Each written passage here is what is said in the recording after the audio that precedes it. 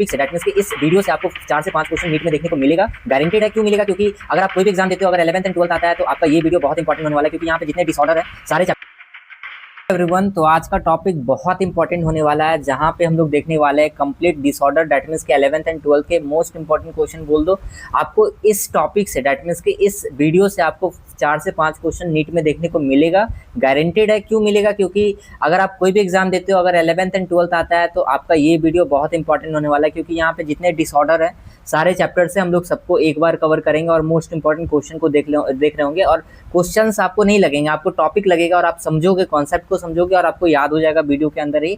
ठीक है, तो आपको आराम से समझना है। तो हम लोग स्टार्ट करते हैं बिना टाइम को डिले किए हुए। तो सबसे पहले समझो कि हम लोग आज करने क्या वाले हैं। हम लोग सारे डिसऑर्डर को देखेंगे। तो सबसे पहले डिसऑर्डर का मतलब क्या होता है, डिजीज के बारे में पढ़ते हैं, है कि नहीं। तो सबसे पहला चैप्टर हम लोग केमिकल कंट्रोल और न्यूरल कंट्रोल के ऊपर जा रहे हैं, फिर हम लोग धीरे धीरे 12th 11th सारे चैप्टर को देख रहे होंगे। लगभग मैं 40 लगभग आपको डिसऑर्डर करा दूंगा, उससे ज़्यादा आपका कभी भी कोई एग्जाम में नहीं पूछेगा 11th एंड 12th का अगर देखा जाए। सबसे पहला डिजीज हमारे पास है डायबिटीज इंसिपिडस। अब डायबिटीज इंसिपिडस क्या होता है, ध्यान से समझना। हमारे बॉडी में जो पोस्टीरियर पिट्यूटरी है, पिट्यूटरी ग्लैंड से पोस्टीरियर और एंटीरियर में पोस्टीरियर पिट्यूटरी जो है वो एक हार्मोन रिलीज करता है जिसको बोलते हैं एंटी डायरेटिक हार्मोन। इस एंटी डायरेटिक हार्मोन का दूसरा नाम वैसोप्रेशन होता है, याद रखना। और ये जो एंटी डायरेटिक हार्मोन जिसको वैसोप्रेशन बोल रहे हैं, ये हमारे बॉडी के वाटर कंटेंट को क्या करता है, मैक्सिमम रीअब्जॉर्ब करता है। अब जब ज़्यादा से ज़्यादा रीअब्जॉर्ब करेगा तो यूरिन हमारा क्या होगा, एक नॉर्मल रिलीज होगा, डेट मीन्स कि नॉट ज़्यादा कंसनट्रेटेड, नॉट ज़्यादा डाइल्यूट। पर अगर ऐसा हो कि anti diuretic hormone, that means कि अगर हमारा हाइपोसिक्रेशन हो जाए, हाइपोसिक्रेशन मतलब कि कम सिक्रेशन हो, डेट मीन्स कि ये डायबिटीज इंसिपिडस होता क्यों है, हाइपोसिक्रेशन ऑफ एडीएच। हाइपो मतलब कि कम, हाइपर मतलब ज़्यादा। अब कम सिक्रेशन होगा एंटी डायरेटिक हार्मोन का, तो हमारे बॉडी के जो वाटर कंटेंट होंगे वो कम एब्जॉर्ब होंगे, जिसके कारण से क्या होगा, यूरिन जो होगा वो ज़्यादा डाइल्यूट होगा, है कि नहीं। जल्दी जल्दी वॉशरूम जाओगे। तो इसी डिजीज को बोलते हैं डायबिटीज इंसिपिडस। सेकेंड डिजीज हमारा डायबिटीज मेलिटस सेकेंड डिजीज है। इसमें क्या होता है, ध्यान से समझना। हाइपोसिक्रेशन होगा इंसुलिन का। अब बोलोगे हाइपोसिक्रेशन इंसुलिन का क्यों, मतलब इंसुलिन का सिक्रेशन कम होगा, जिसके कारण से क्या होगा कि ब्लड का ग्लूकोज लेवल बढ़ जाएगा, क्योंकि ग्लूकागोन कहीं ना कहीं वो ब्लड का ग्लूकोज लेवल को बढ़ाएगा। अब ध्यान से समझो कि ये डिजीज हमारा क्या है, डायबिटीज मेलिटस, जिसके कारण से यूरिन में शुगर और कीटोन बॉडीज भी तुमको देखने को मिलता है कि नहीं। तीसरा है पिट्यूटरी डॉर्फिज्म। तो तुम नाम सुन के ये बता सकते हो कि एक ऐसा डिजीज है जहाँ पे हाइपोसिक्रेशन हो रहा होगा ग्रोथ हार्मोन का, क्योंकि जो हमारा पिट्यूटरी ग्लैंड्स क्या है, ग्रोथ हार्मोन रिलीज करता है। जब हमारे बॉडी में कम सिक्रेशंस होंगे ग्रोथ हार्मोन का, तो इसके कारण से क्या होगा, डॉर्फिज्म होगा, नाटा, है कि नहीं। पर ध्यान रखना कि यहाँ पे जो चाइल्ड जो बॉर्न हो रहा है और जो पिट्यूटरी डॉर्फिज्म को फेस कर रहा है, वो मेंटली और सेक्सुअली नॉर्मल होगा, पर फिजिकली अनफिट का मतलब वो हाइट में उसका कम हाइट होगा। अब चौथा डिजीज हमारे पास क्या है, एक्रोमेगली। देखो एक्रोमेगली में क्या होता है, ये जो लोअर जो है ना वो बाहर आने लगता है। क्यों आता है, क्योंकि हाइपर सिक्रेशन हो जाता है। ये मेनली एडल्ट में देखने को मिलता है, और जब हाइपर सिक्रेशन होता है ग्रोथ हार्मोन का, जिसके कारण से एक्रोमेगली डिजीज देखने को मिलता है। मतलब ये जो लोअर जो है तो ये थोड़ा बाहर देखने को मिलेगा। गिगेंटिज्म्स में क्या है कि ये अर्ली स्टेजेस में क्या होता है। अब तुम सोच लो कि बच्चा अभी बड़ा नहीं हुआ, डेट मीन्स की प्यूबर्टी को टच नहीं किया है, और उसके बॉडी में ग्रोथ हार्मोन सिक्रेट कर रहा है, वो भी हाइपर सिक्रेशन हो गया।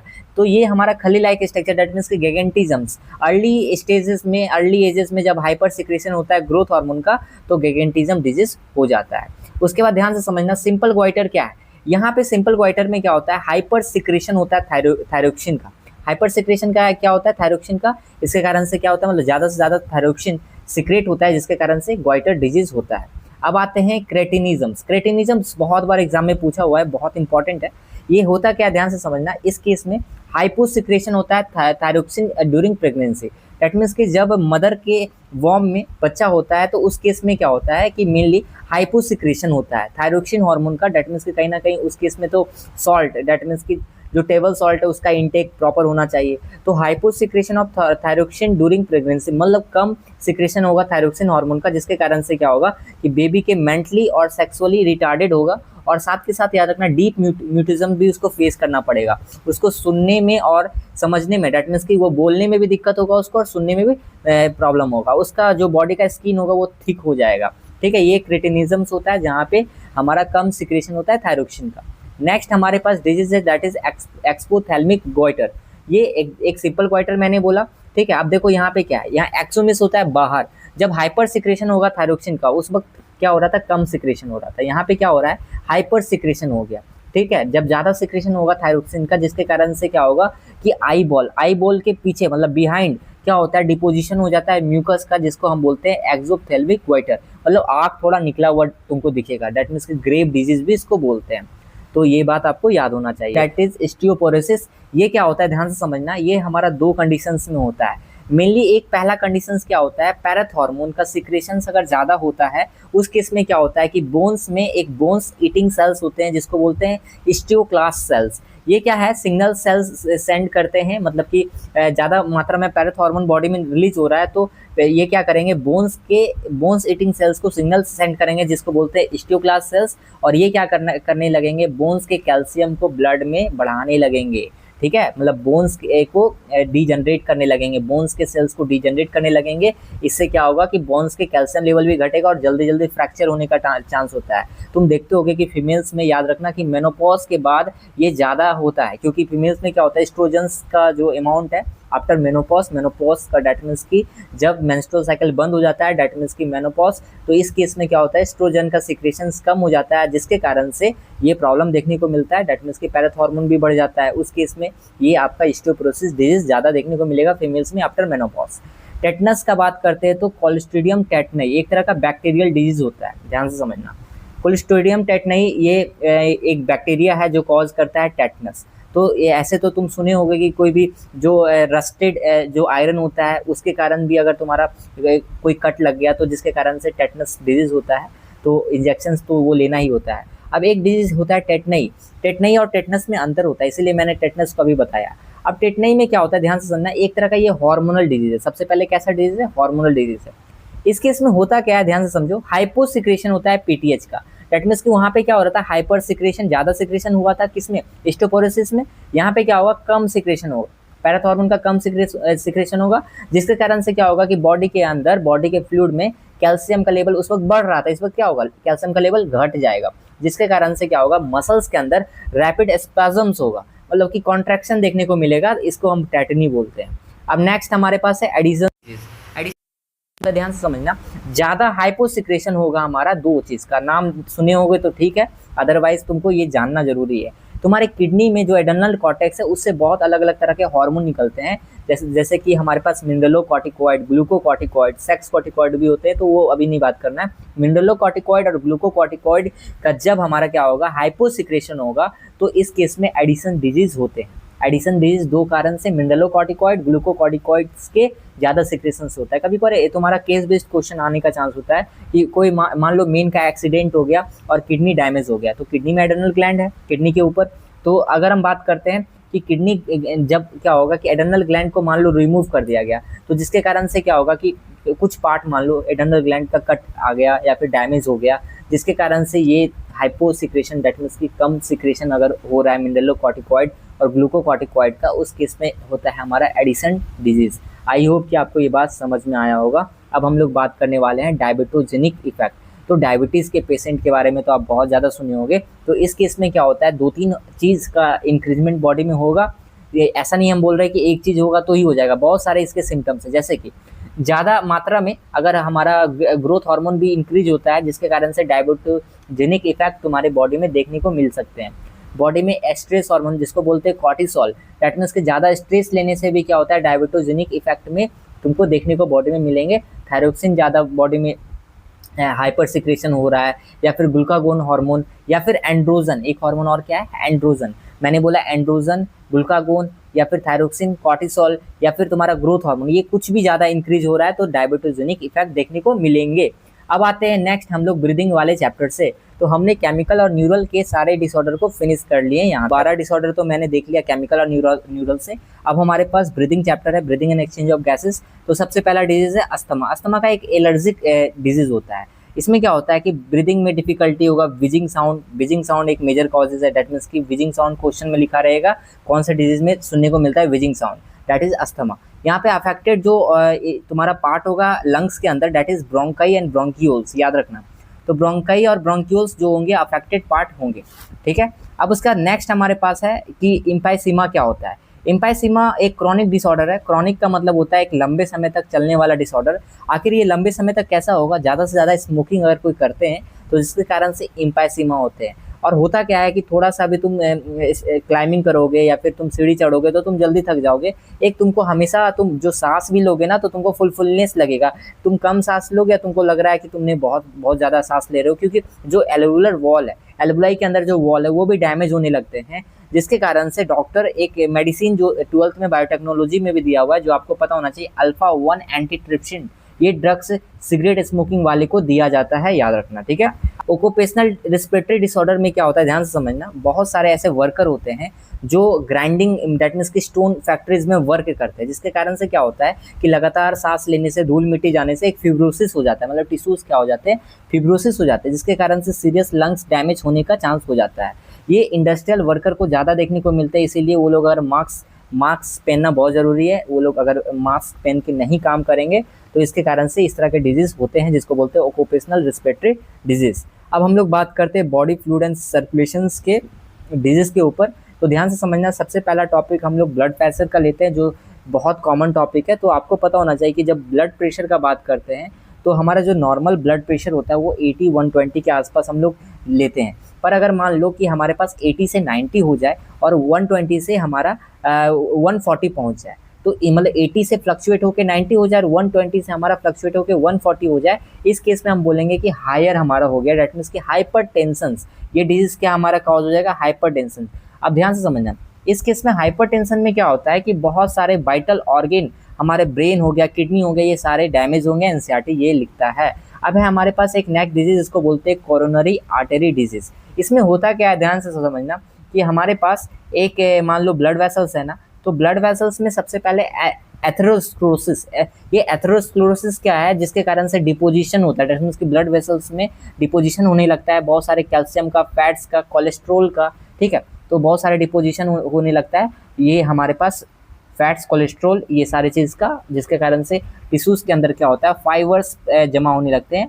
अब जब फाइबर जमा होने लगेंगे तो ब्लड जो पास जब करेगा तो उसको बहुत सारा प्रेशर महसूस होने लगेगा, जिसके कारण से ये डिजीज़ कोरोनरी आर्टरी डिजीज़ देखने को मिलता है। कभी कभार ब्लड वेसल्स भी रप्चर हो जाते हैं, ठीक है। अब आगे आते हैं हार्ट फेल्योर के ऊपर। हार्ट फेल्योर क्या होता है, ध्यान से समझो। हार्ट फेल्योर का जब हम बात करते हैं तो हमारे पास हार्ट फेल्योर क्या होता है, जब हार्ट पंप करना बंद कर दे, हार्ट क्या करना बंद कर दे, पंप करना बंद कर दे, तो इसको हम बोलते हैं हार्ट फेल्योर हो गया। जब ऑक्सीजन रिक्वायरमेंट जितना बॉडी को है उतना नहीं हार्ट के पास जा रहा है तो हार्ट फेल्योर।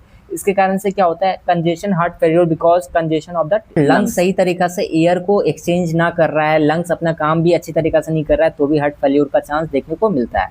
अब बहुत अच्छा एक डिजीज है जिसको बोलते हैं एंजाइना पेक्टोरिस, ठीक है। ये इसमें क्या होता है, एक्यूट चेस्ट पेन है ना, एक्यूट चेस्ट पेन देखने को मिलेगा, मतलब चेस्ट में पेन देखने को मिलेगा। इसका भी सेम रीजन है। पर हार्ट फेल्योर में क्या था कि लंग्स अच्छी तरीका से एक्सचेंज एयर नहीं कर रहा था, कहीं ना कहीं ऑक्सीजन का डिमांड जितना हार्ट के पास था उतना नहीं मिल रहा था, हार्ट फेल्योर हो गया। ये यहाँ पे चेस्ट में पेन देखने को मिलेगा एंजाइना में। यहाँ पे भी क्या है कि जितना हार्ट मसल्स को ऑक्सीजन चाहिए उतना नहीं मिल रहा है। और ध्यान से सुनना, ये मेन और वुमेन दोनों में देखने को मिलते हैं। और मोर कॉमन जो है मिडिल एज, दैट मीन्स कि एक एल्डर एज 35 से 45 के बीच में या 55 के बीच में, ये एजेस में आपको देखने को मिलेंगे। हार्ट अटैक, अब हार्ट अटैक क्या होता है, ध्यान से समझना।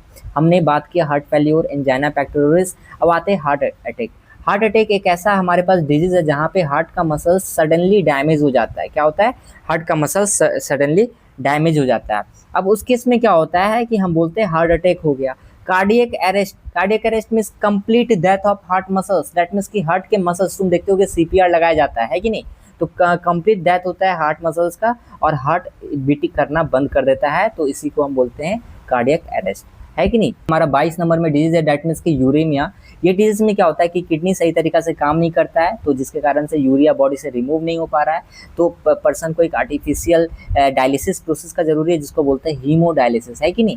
अब हमारे पास नेक्स्ट डिजीज है रेनल कैल्कुलाई। अब देखो रेनल कैल्कुलाई क्यों होता है, अब कोई भी मान लो ह्यूमन बींग्स है, कोई भी ह्यूमन्स है, वो क्या कर रहा है, ज़्यादा अमाउंट में ऑक्सलेट खा रहा है, पोटेशियम ऑक्सलेट खा रहा है, सोडियम ऑक्सलेट, दैट मीन्स कि फूड में अगर ऑक्सलेट का कंपाउंड ज़्यादा खा रहा है, जैसे कि टमाटो खा रहा है और पानी नहीं पी रहा है कि नहीं, तो यहाँ पे भी स्टोन बनने लगते हैं, ऑक्सलेट बनने लगते हैं, क्योंकि उसके जो सीड होते हैं उसमें ऑक्सलेट का कंपाउंड बहुत ज़्यादा होता है, ठीक है। प्यूरिन अमाउंट ज़्यादा होगा तो ये भी हमारा क्या है कि रेनल कैल्कुलाई दैट मीन्स कि स्टोन जैसे डिजीज़ को ये एक तरह से एंट्री देते हैं। अब हमारे पास स्टोन और इनसॉल्युबल जो मास होता है क्रिस्टलाइज सॉल्ट, तो ये मैंने रेनल कैल्कुलाई के ऊपर बात कर लिया।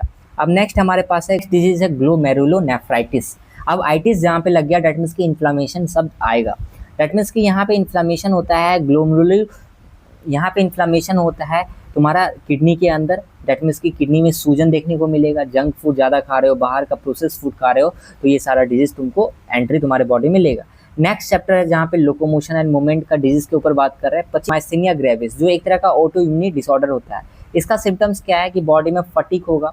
मतलब ऑटो इम्यूनिटी डिसऑर्डर का मतलब ही क्या होता है, जो तुम्हारे बॉडी के खुद के सेल्स को नुकसान पहुंचा रहा है, उसको हम बोलते हैं ऑटो इम्यूनिटी डिसऑर्डर, है कि नहीं। तो ऑटो इम्यूनिटी डिसऑर्डर में क्या होगा, जो खुद के बॉडी के सेल्स को नुकसान पहुंचाएगा, डेट मीन्स कि खुद का एंटीबॉडीज एसिटाइल कोलिन के साथ बाइंड करके खुद के बॉडीज को ही नुकसान पहुंचाने लगे। एक और याद रखना, रिमेथॉइड अर्थराइटिस। एक और क्या याद रखोगे, मैं लिख देता हूँ यहाँ पे, रिमेथॉइड अर्थराइटिस, है ना।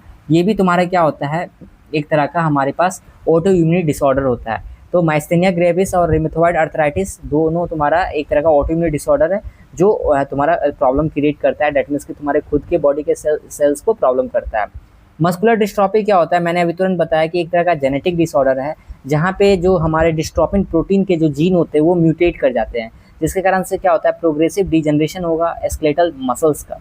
ठीक है, अब आगे बढ़ते हैं। अर्थराइटिस है क्या, अर्थराइटिस एक तरह का ज्वाइंट में इन्फ्लेमेशन होता है, तो उसी को हम अर्थराइटिस बोलते हैं। फिर गॉटी अर्थराइटिस लगा दिए तो ज्वाइंट में होगा, क्यों, क्योंकि यूरिक एसिड का क्रिस्टल डिपॉजिट होने लगता है। अब हम लोग डिजीज वाले दुनिया में आने वाले ह्यूमन हेल्थ एंड डिजीज में सबसे पहला हम लोग टाइफाइड को ले रहे हैं। टाइफाइड एक बैक्टीरियल डिजीज होता है जो सैल्मोनेला टाइफी से कॉज होता है। पैथोजन जनरली स्मॉल इंटेस्टाइन में इंटर करते हैं फूड और वाटर, जो कंटामिनेटेड फूड होंगे और वाटर से, और सस्टेन हाई फीवर देखने को मिलेगा। 39 डिग्री से 40 डिग्री सेल्सियस के आसपास सस्टेन हाई फीवर देखने को मिलता है। सिम्टम्स क्या होगा, बॉडी में वीकनेसेस देखने को मिलेंगे, स्टमक पेन, कॉन्स्टिपेशन और हेडेक, और भूख न लगना, जिसको लॉस ऑफ एपेटाइट बोल रहे हैं।